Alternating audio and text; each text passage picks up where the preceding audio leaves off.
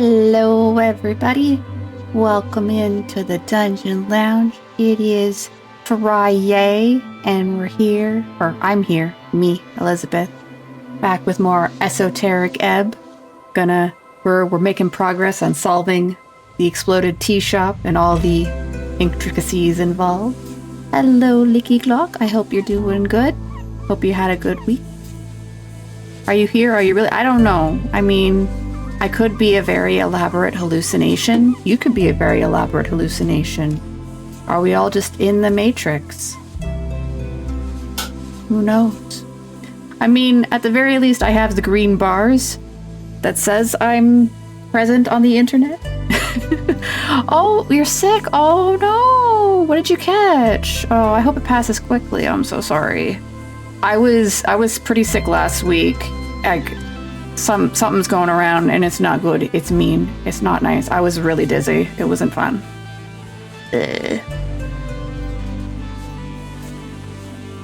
Hello, Cavalcadence. Minor chest cold. Ugh. Still no fun. Because the biggest thing I find that's frustrating about being sick, even if it's a minor one, is just how tiring everything becomes. And like how you have to like rethink, like, oh, I'm going to go see family. Oh, wait, no, my 5-year-old niece is going to be there. Oh, I guess I can't go to that family thing. Oh, never mind.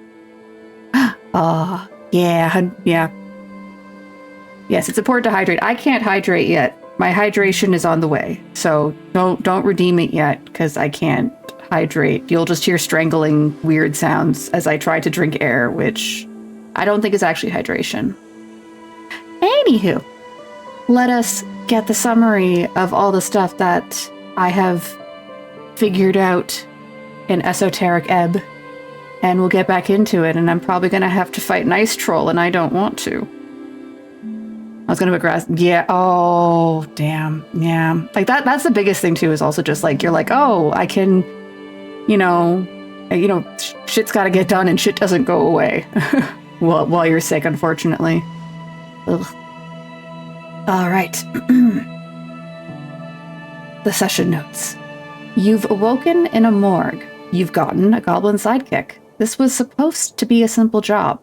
Figure out why a local tea shop exploded. Now you're standing here, the image lingering in the back of your skull. A dead elf.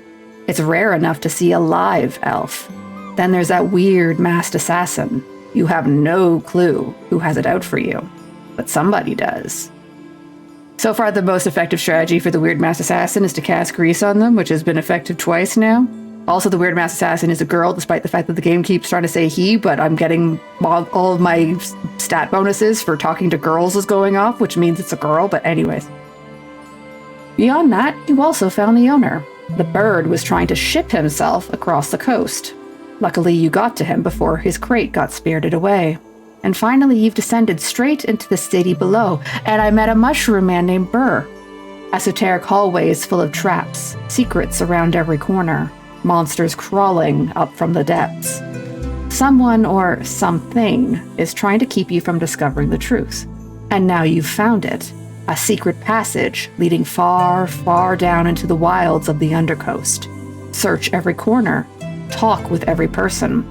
Look into the political bullshit above and the esoteric madness below.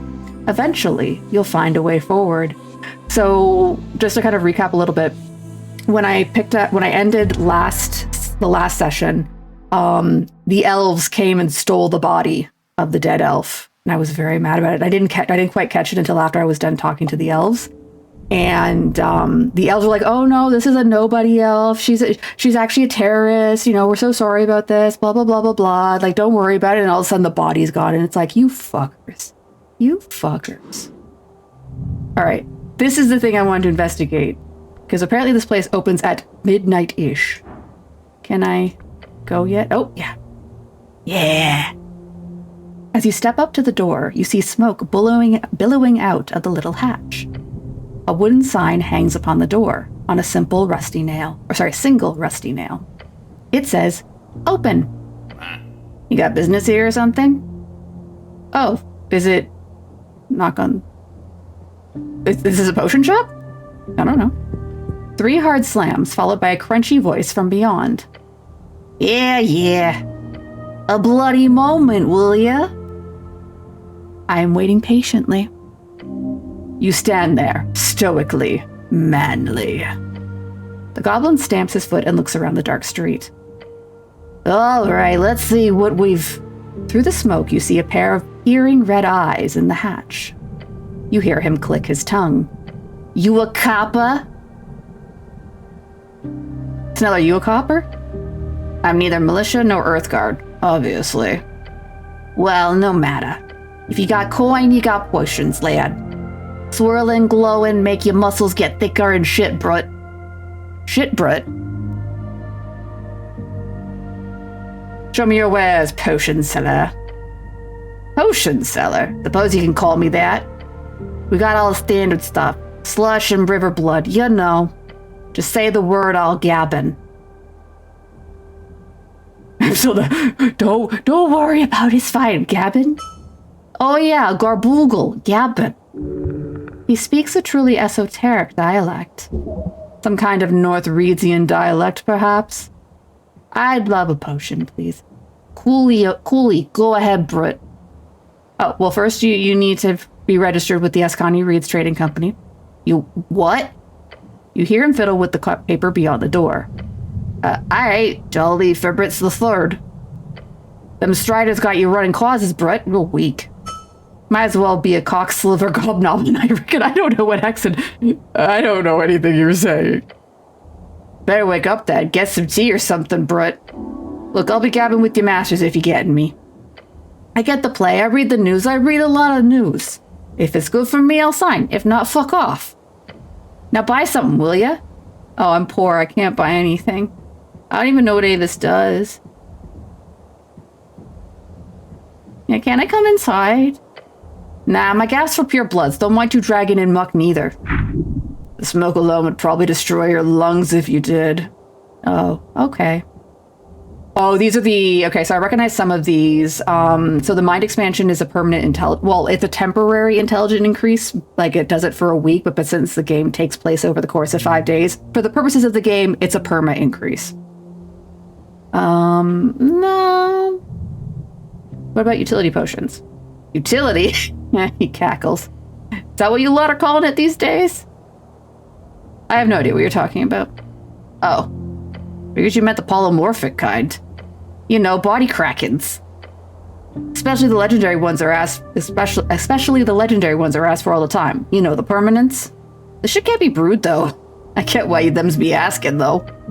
I don't have any left. Ton of that gaff on the market still though. Find it elsewhere, Britt, or go to Sidesway City yourself. What's Sidesway City?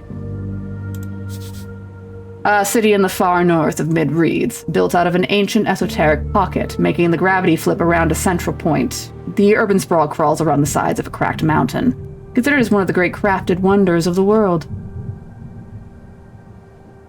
Okay, too bad. Too bad. Yeah. Potent? The potion seller cackles. Nah, bruh, not for you. Well, why? You've proven to be... Okay, so it's not as bad because I've proven to be a patient soul. Well, why?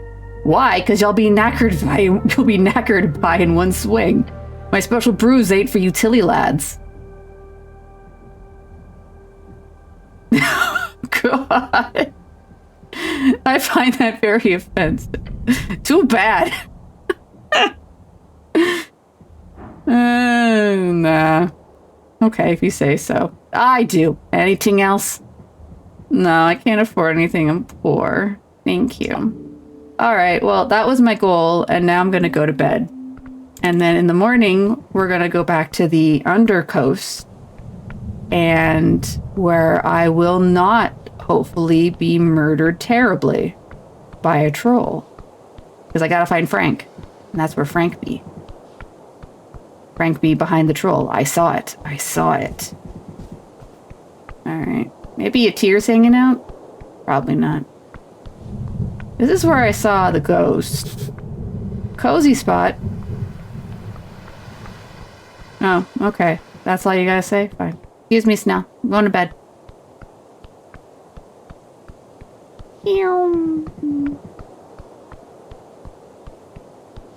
Nope, can't go there? Okay.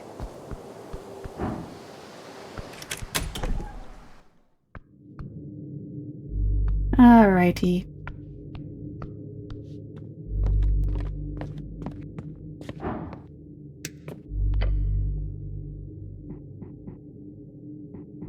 Lie down, take a long rest.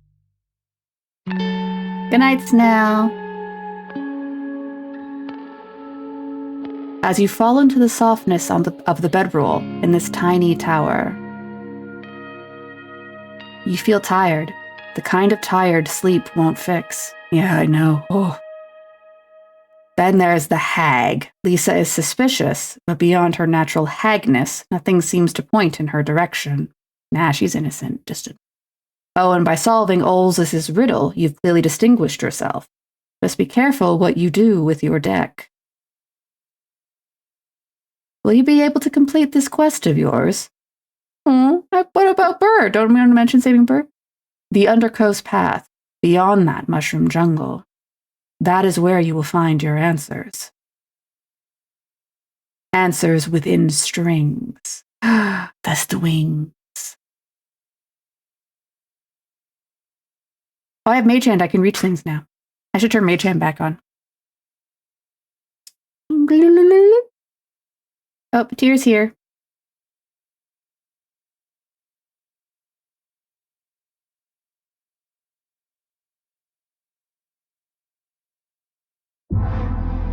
Day 4. It's 8:40 in the morning. 2 days remaining. I'm not feeling too good. That is literally how you feel, like 50% of the time. More sleep would help. Perhaps tomorrow. I'm feeling pretty used to the tower. Home. A real man needs nothing more. Then a bedroll and some old planks and a hole-filled tower that keeps swaying in the wind? Yes. 2 days till the election. You must finish this. Don't worry about it. You have a feeling you're going to finish this job on time, as per usual. Then we just get our day started. We're doing great. Good morning, Atir. How are you? Cleric. She is still working on her detailed notes, her halo spinning slowly around her head. But how am I doing on getting to know her better?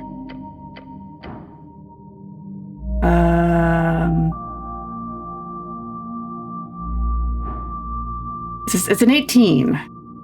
So it's I need a big number. I didn't cast Bless. Yes.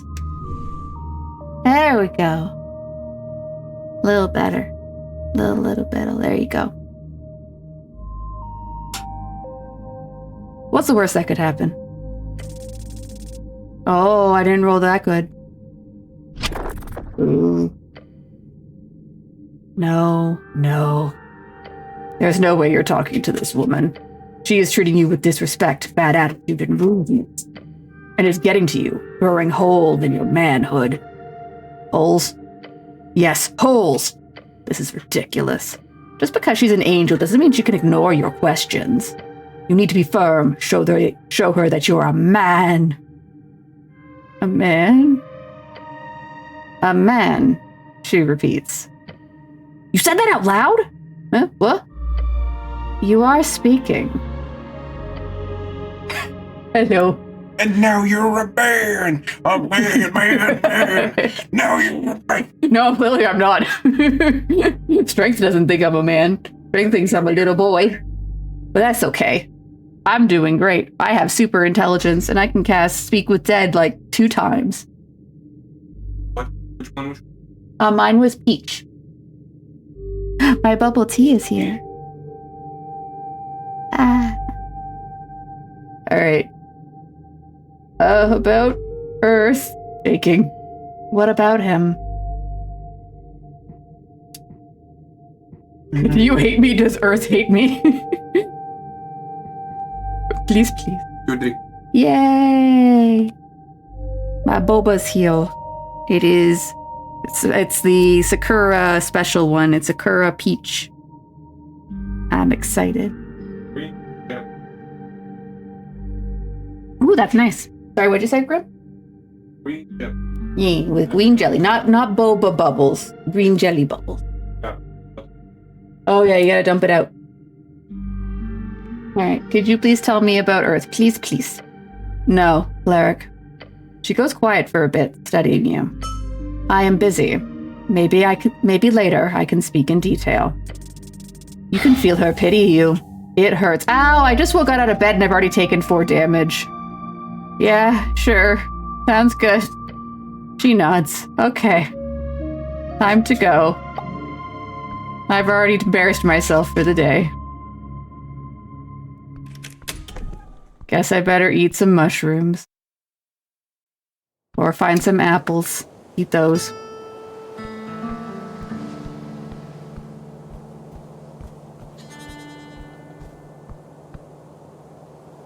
Boop. Speaking of. Better. There's apples. Nom. Nom. Nom. Nom. Nom nom nom.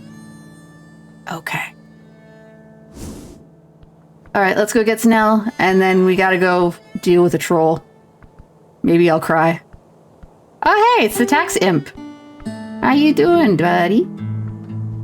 You guys are also new. What are you doing? Oh, I cannot talk to you or scenery people. Goodbye, tax imp.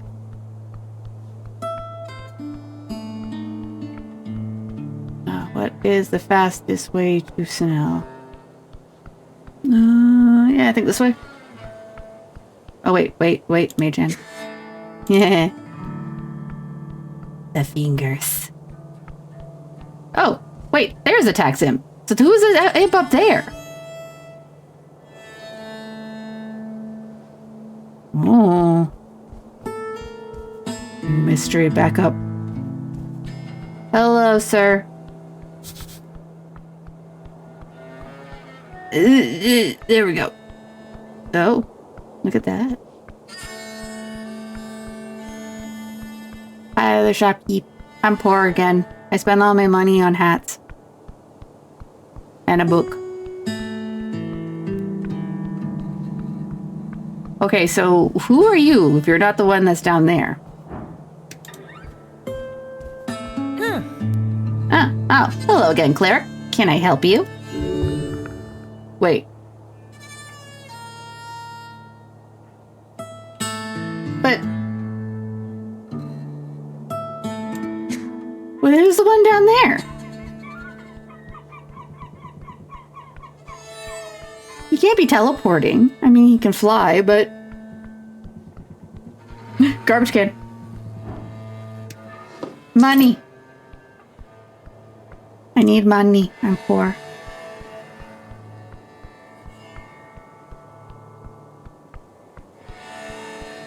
Yes, who are you? It's the Kim again. But...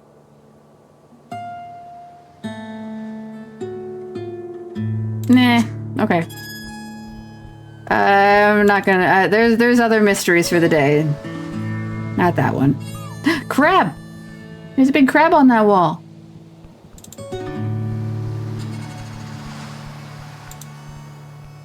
No, get in there.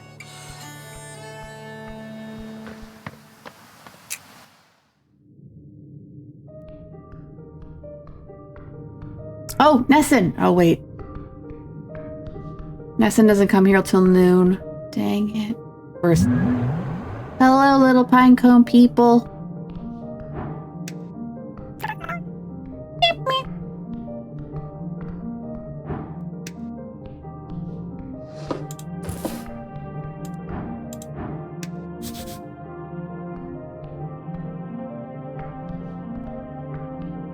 Okay, I thought I could talk to more pine cones, but I guess not.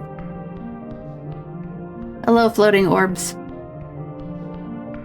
Hello, Snell. Good morning. I know. Morning, Cleric. The goblin rubs his eyes. Yep.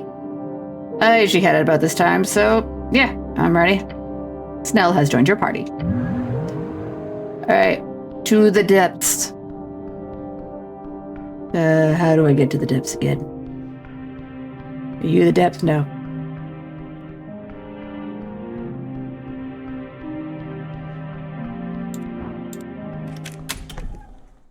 Oh yeah, and I also have to check. Wait. Do I want to go check Winter or not Watervale quickly because there was a discussion of No. Troll first. I gotta save all my spell slots for trolls, and then.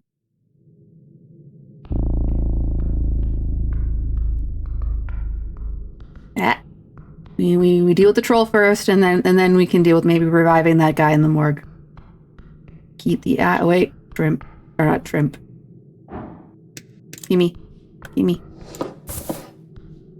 Thank you. All right. What's? Oh yeah, no. This way's faster now.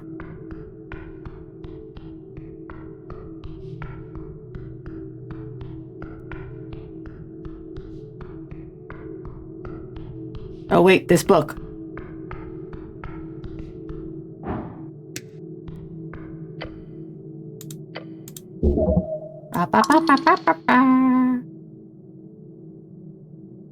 Oh wait, yeah, no, God, the book got mad at me. I'll talk to the book later. I think this is the shorter. Yeah, okay, no, wait. This leads to the hag, which also, hey, how you do? Hey, how you do? Thank you. I love you, little pinecone men. Okay. Wrong memory. Okay, so. Secret passageway. There it is. Come on, Snell. Oh, good. The assassin didn't come get us.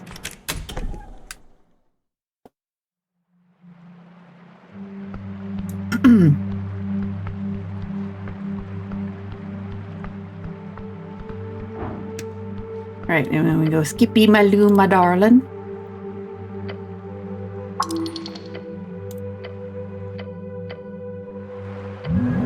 Ooh-ah. Hello. Alright, do I want to change to... Alright, so yeah, we'll switch to that one for now. Alright, so there's that thingy, which I'm going to quickly use to do my spell preparation. Hey, Burr! Hey, Burr, how you doing? Alright. Prepare with spells. Alright, so, what do we want? I'm not going to worry about Speak with Dead, because I don't think I need to Speak with Dead yet.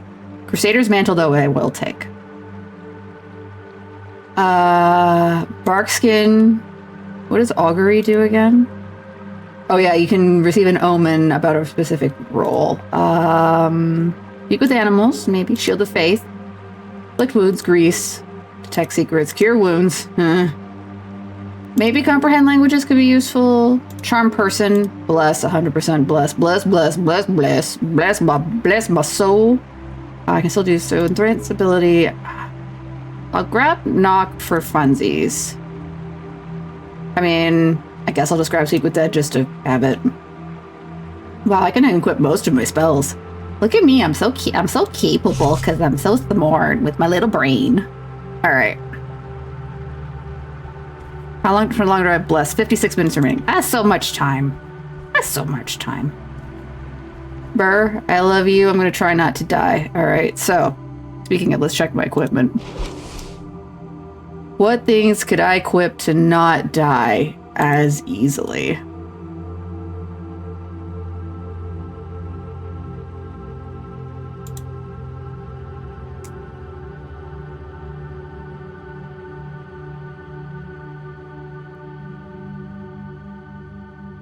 Okay. That's why I have so many that's why I have so many spells.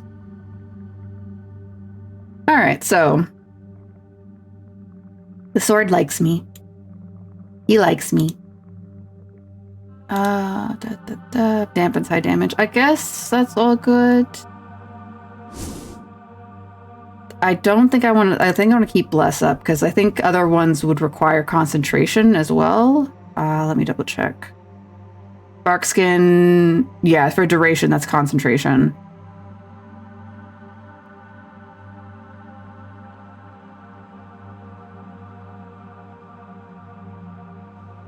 Okay, so I'll keep Crusader's Mantle in mind. All right, so here, I'm just going to quickly remind everyone of the stakes. So, we can see from here, there's Frank. Or at least Frank's there. Hello, Licky Clock. How are you doing? Thank you so much for the hug. We may have found Frank. Unfortunately, he seems to be in a cage. And he is guarded, the cage is guarded by a troll. Which is concerning. My new friend Burr told me about it. It's a crab. Hey. Hey. Oh, but I have Mage Hand. Oh, yeah, Licky Glock is fighting a cold right now, so please give Licky Glock your love and support. Oh. Hello. Maybe we just go around. Maybe we just go around. Oh, no, they're like, no, you don't. There's an invisible wall here of no. How poo-poo am I? Oh. Troll. A great and mighty frost troll. Horrifying, even while asleep. There's an invisible wall preventing me from... Alright. It's back facing the Pillar of Yore. A creature right out of every kid's nightmares. Okay. Yeah. Hopefully it's a quick cold. That's always fine. Sometimes the worst is like the cold isn't a bad one, but it like lingers for like a week and a half, and you're still like, it's just everything's tiring. Ugh. Okay. A troll. A frost troll, to be precise. Horrid creature. What do I know about frost trolls? A tribe of trolls whose rose to prominence during the late Arcane era. Some of the most infamous trolls during the Conquest were of this type. Gorgalash for one, as well as the Holdout, or Grow. You had KFC? Ooh, mac and cheese. I'm glad you enjoyed it. I'll be honest, the KFC in my area isn't very good. We also don't get mac and cheese. Like, we just get noodle salad, and it's not the same. I did have New York fries for dinner tonight, nice chili cheese fries, and I was very happy with that. Hit the nice right spot in my tummy. Sleeping like a damn babe. Your goblin companion stares slack-jawed at the beast. You had chimkin and rice? That sounds very good for recovering from the sickies. I'll be honest, I'm a big sucker for KFC's coleslaw. I really like it. I don't know why. I could just have it as a dessert if I wanted to, which is a bad confession to make. I'm sorry. Anyways. There is a cage next to the pillar. Something inside is moving, but you'll need to get closer to investigate. You can definitely sneak up on him. Maybe get a nice strike in before he wakes up. You're going to screw this up, like always. That's not nice. So... we could sneak closer.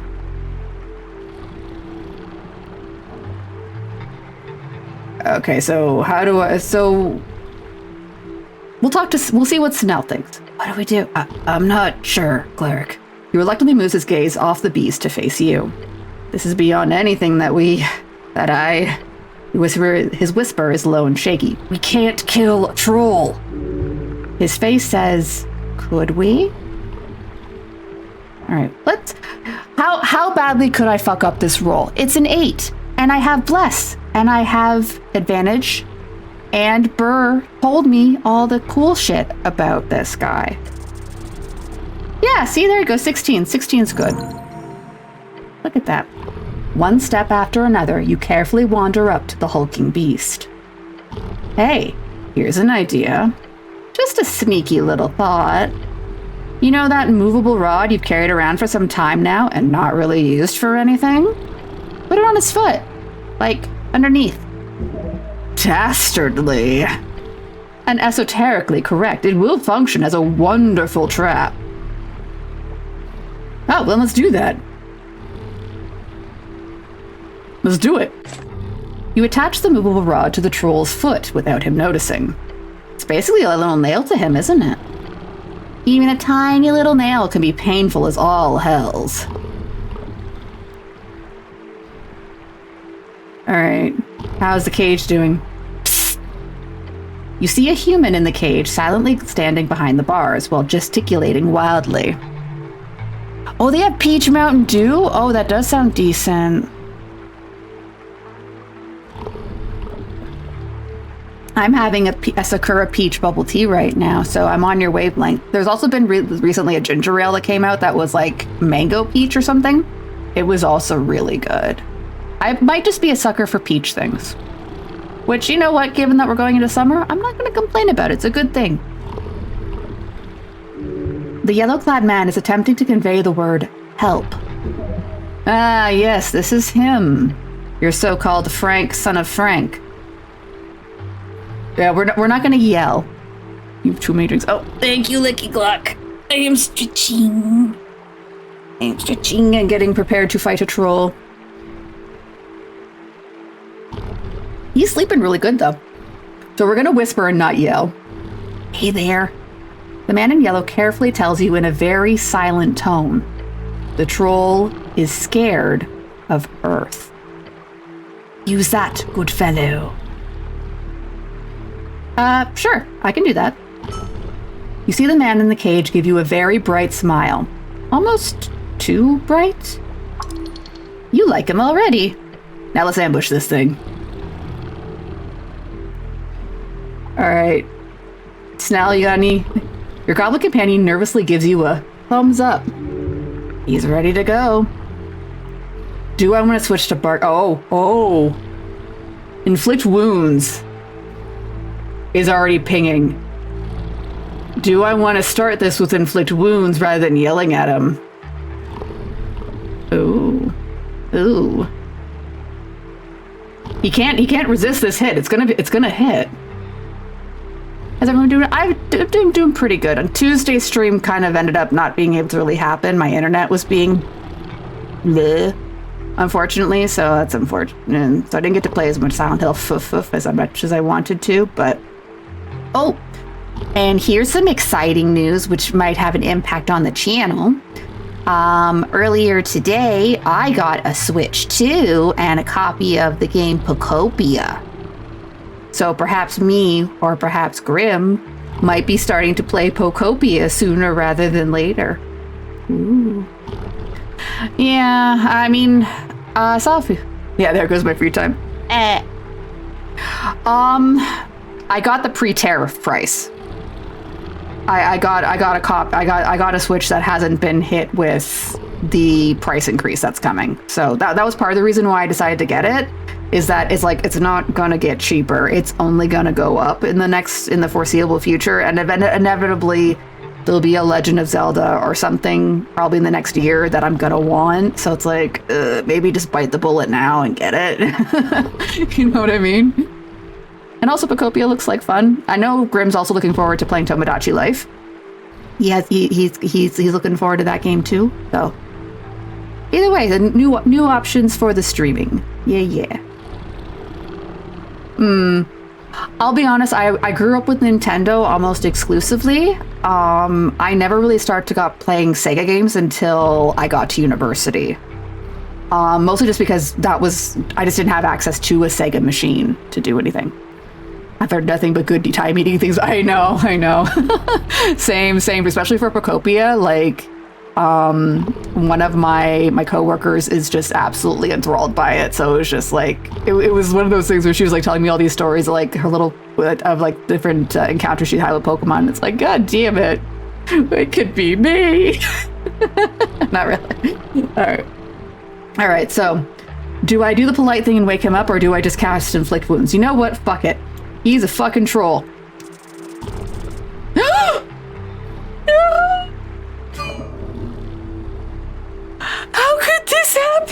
me! He was sleeping! He was sleeping! And I rolled a 1! What? Okay, let's find out the consequences of my actions. You attempt to charge necrotic energy into your hand, but you fail. But the nascent energies tug at those around, including the troll. His unconscious mind becomes conscience. The troll's eyes burst open as he bellows in rage. Oh my god, of all the times to roll a nat 1. Snell whips a stone at the side of the troll's thick skull. Thanks, Snell. A handful of bone fragments spray into the pillar, leaving behind shredded skin and blood. Oh yeah, because I put a stick on him. I threw a stick at him. Hey! Maybe now's the time to cast Grease.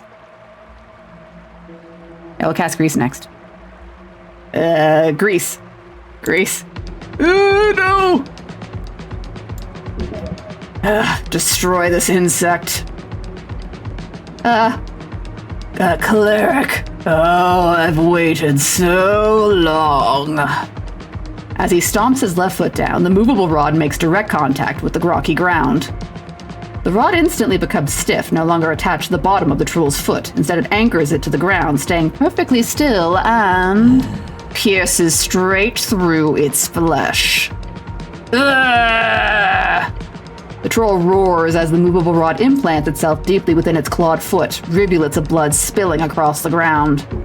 Troll blood, a highly esoteric substance. You can see it mutate upon the ground. Don't look at the blood, look at the damn troll! Oh. Yeah, he really wants to kill you. Shit. You're allowed to start in Grease before we do. Yeah, unfortunately, I think that the window of opportunity to to cover the ground in Grease has passed. Destruction. Roll initiative? Yeah, I might be able to do it once I get to my turn. But we're gonna see what the initiative says on. Oh! Alright, so how's this order shaking out? You spring into action before anyone can do anything about it. Ooh, I'm first. You stand tall in front of the troll. Molehill, defying the mountain. Act now. Astonishingly foolish. You cannot defeat a troll with brute force alone. Sorcery was invented for moments like these. Your flesh is shaking. Fear in your very limbs. Your earth return to do. Oh, no. Convince him you're just here to talk. No. Try to calm him down. So we could try inflict wounds. We can try Grease. We also have charm person. I'm gonna go for Grease because Grease has not failed me when it comes to people trying to murder me. You raise your hand and spray a colorful splatter of grease all over the troll. The troll wipes his face, annoyed. The entire front of his body is dripping. He already looks clumsier. Anything evasive will be a lot easier. He loads a stone into a sling and shoots it, already breathing heavily. It crunches the troll's into the troll's. No. We're gonna try that again. It crunches into the troll's kneecap, blowing the skin off and causing him to waver. You have awoken King Gorgalash. Wake, wretch. Hi, Nox. I'm gonna die to a troll. For your doom is come. Hey, are you having a good Friday? He pulls back a giant leg, then kicks it forward with another roar. Nails piercing. Like a wave of spears. Ew. You try your best to shake off the impact, but damn. Earth destroyed nearly all the trolls in the realm. This Gorgalash rejoined as the last king of Ascani alongside Jolie Mel, Bergstorter. He thinks he's been alive. To think he's been alive all this time. How pathetic. Oh no, I hope you're doing okay. The fight is heating up. Focus, focus. Focus. Consider your best options. You cannot crush his skull. It is too far. Therefore, crush his toes. You're right in the death zone. Get around him. You can figure this out. You just need a moment to connect with him a bit better. Alright, so... Ooh, this one. We're gonna go for the intelligence one just because I have the best bonuses on it. Non-violent way. We're gonna try and scare the shit out of him. Ooh, beautiful! Thank you for the not nat ones. Nox, I'm gonna tell you just because you will know this pain. So before this fight with the troll started, he was sleeping. So I got a chance to sneak up on him. All worked out great. We're doing great. I put a little trap down, everything, and then I got a chance to cast Inflict Wounds on him. I rolled a nat 1 on Inflict Wounds on a fucking sleeping troll.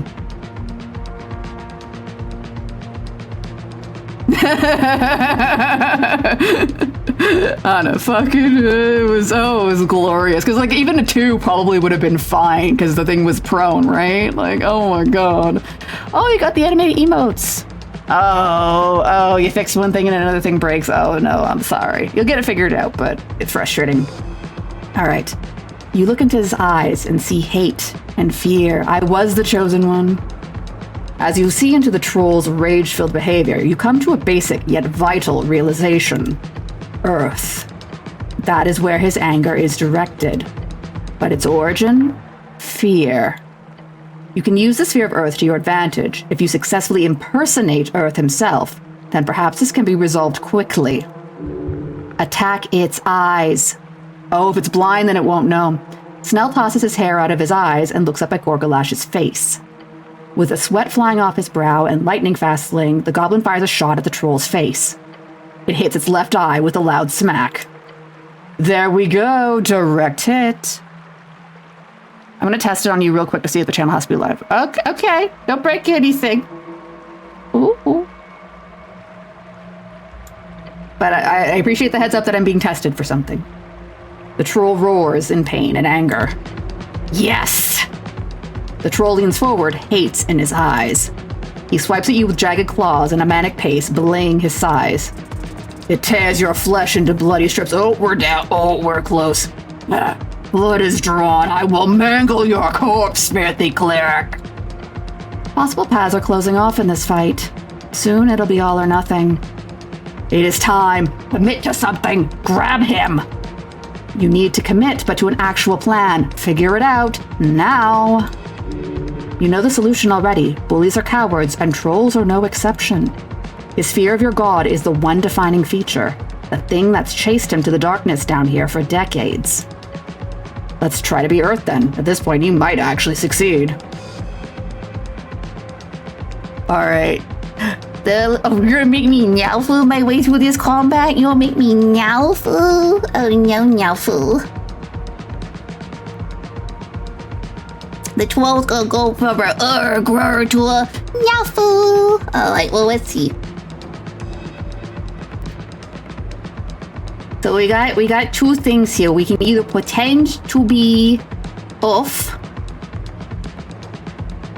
So these are both the same. It's just this one. So I'm tempted to go for the intelligence one. Oh no! How am I going? One.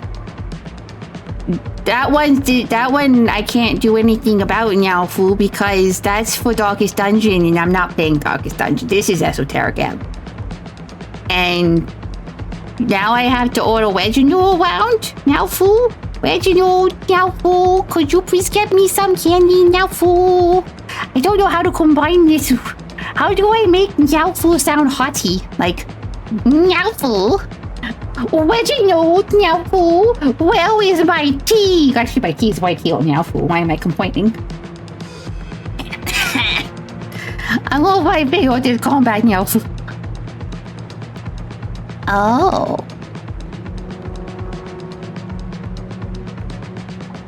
Interesting, Nyalfu. Experimentation, Nyalfu. Okay. Alright. This one seems like more fun, Nyalfu. Problem is that I'm also bad at the charisma. So this is closer to a 50-50. this is much less closer to a 50-50 because I have a +6, so I just need to roll a Y. I roll 2 because 1 is bad. So I need, as long as I roll 2, I don't fail this. There's that one too.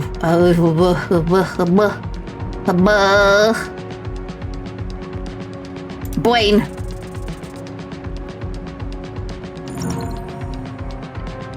You consider the troll.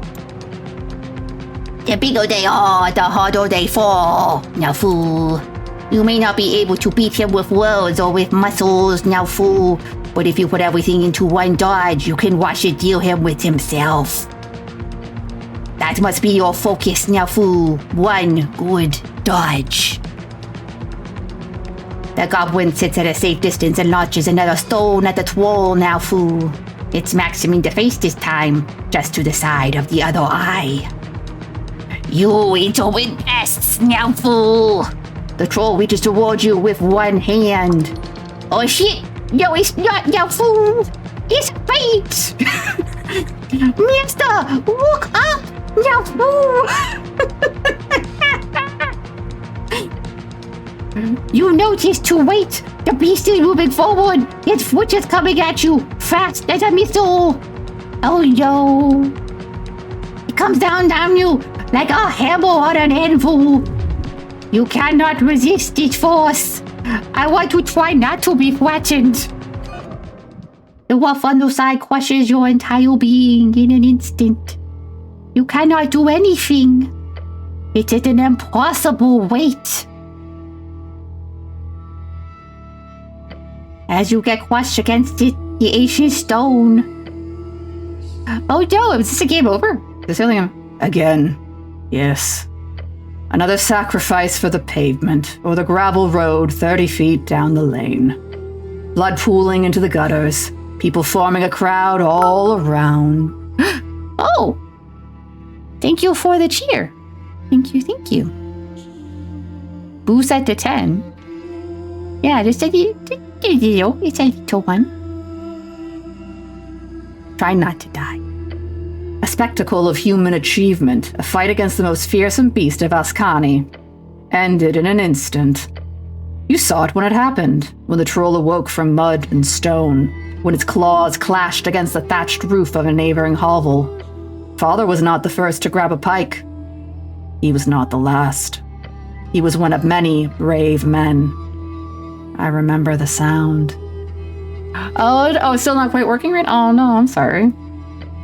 Which one? I remember all of it. Oh, there's some interesting ones here. The sound of the troll's curse shriek, the sound of Dad's bones being crushed, the sound of Mom's scream as she found him. I remember all of it. You were there for it all. The sight etched onto the side of your eyelids. The sight of humanity being snuffed out by those wretched creatures, each deserving of complete annihilation on the gravel road 30 feet down the lane. Ooh. Yeah, so you're making progress. You're going to figure it out. Mother did not speak with you about it. Not once. And I never asked. You never asked. That is what a man does. He grabs a pike and goes to face the roaring troll. He gets his bones embedded into the pavement. Over and over and over again. Until the heavens open up the earth and the hells spill their guts on your doorstep. Until the last man takes his last breath on the last day of existence. Until you die, you will pick up the pike. Oh. Hello, Maracas. Welcome into the Dungeon Lounge. We're having a moment with the troll. This is cool. Just finished your first playthrough as a hippie druid socialist. Woo! I am a cleric apolitical man. You want to do straight? I ended up very like intelligence wisdom, but very cleric-y as well. I'm not.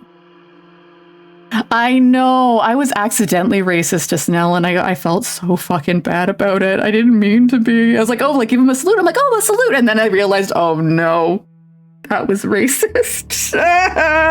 And then I never did it again. All right. Gonna deal with the trouble. Mangled, bruised, dying. Oh, death saves. Come on. Come on. Yeah. Oh, I lived. A familiar scent wafts near you. Musk, death, life, death. Spores. Save me, mushrooms. Not far away, you see them. My boy. He's waving his staff, spores surrounding him in a thick cloud. You feel as your drumbeat of blood, slow and frail, becomes the sturdy rhythm of a march again. Greens. My boy! I love you, Burr. Thank you. Your bones are mending. A healing spell cast through the primal. Burr. You live. Bones cracked and soul returned. Yes, you live. The troll lets out a cackling laughter. I crush you, yet you stand? Cockroach! How are you alive? Snell yells, loading another bullet. Never mind, just keep fighting. This is when it ends. This is it. This is everything. This is a time for divinity. Call on Earth. Remember the chance. Oh, this is still a... Whoa.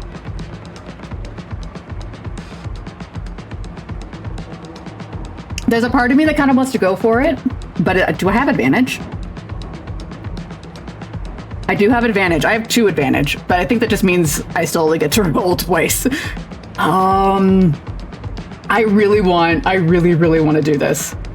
Like, there's a part of me that's like, this seems more like the coolest option, even though it is the hardest option. I still have Bless. Unfortunately, the exhaustion's in, but... come on.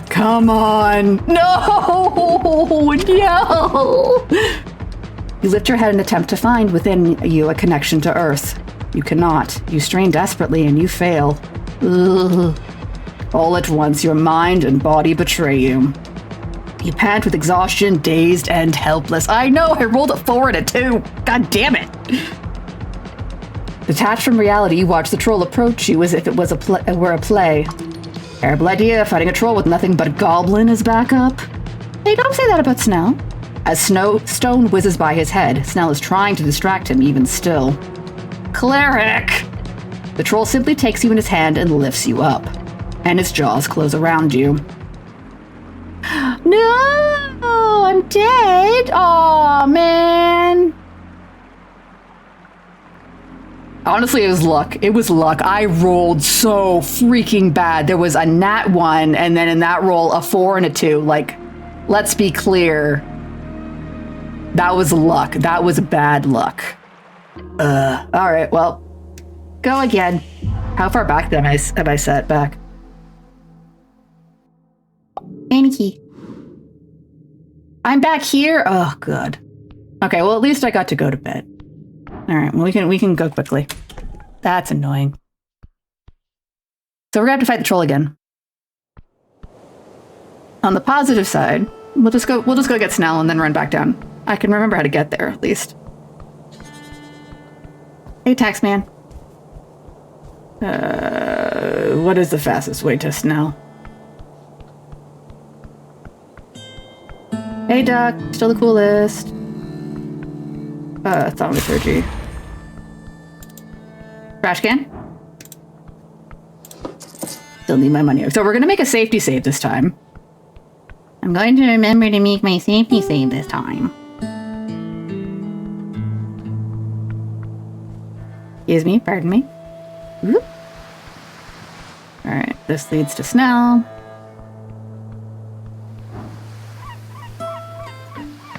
Oh, that's frustrating. Like, all that leading up and then bleh. Fucking waffled the last roll. Now we gotta go again. Yep.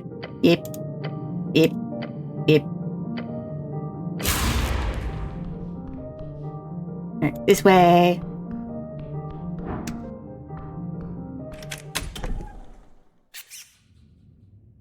Beacon.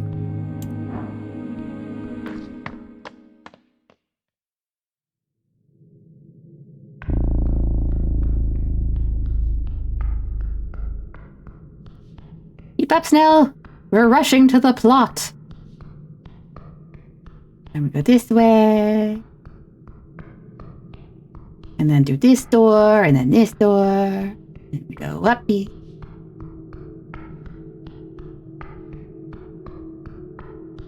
Man, I am very much regretting not making a safety save. All this walking. And I've lost Snell somehow. Back to the secret door. Okay.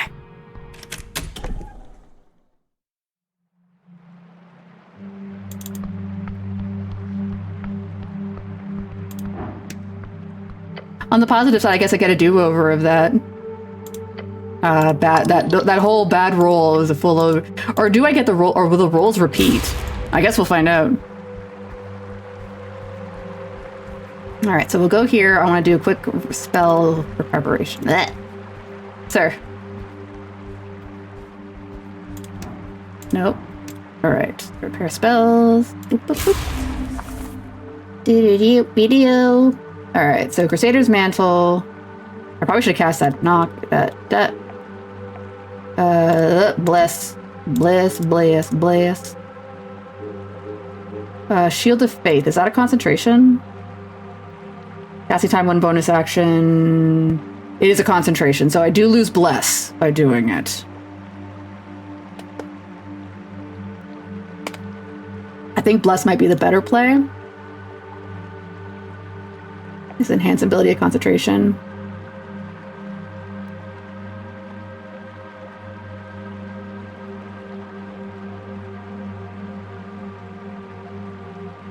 It's 1 action, okay.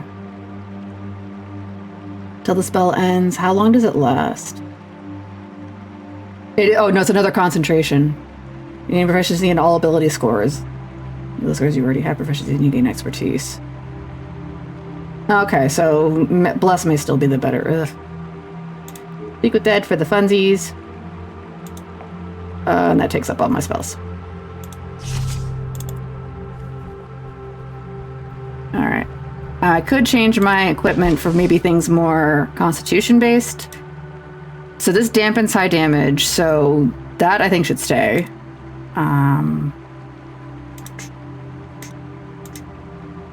But you know what? Again, I think it was just bad luck, so we'll just go Alright, first things first. Safety save. There we go. Take 2.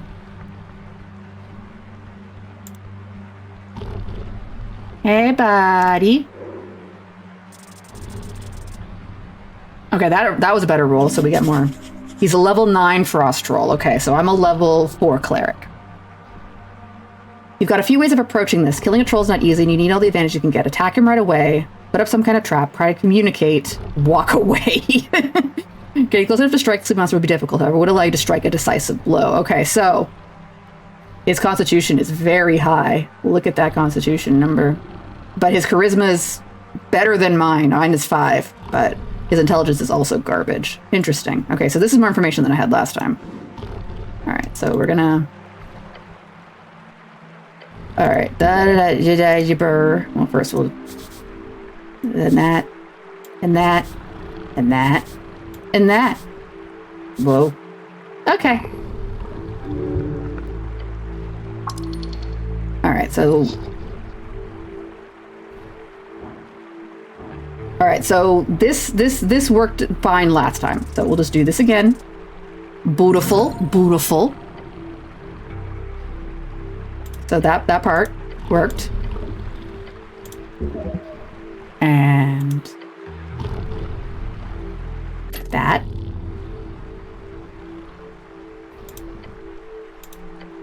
Okay, I see the ad breaks happening, but I'm just repeating old actions right now.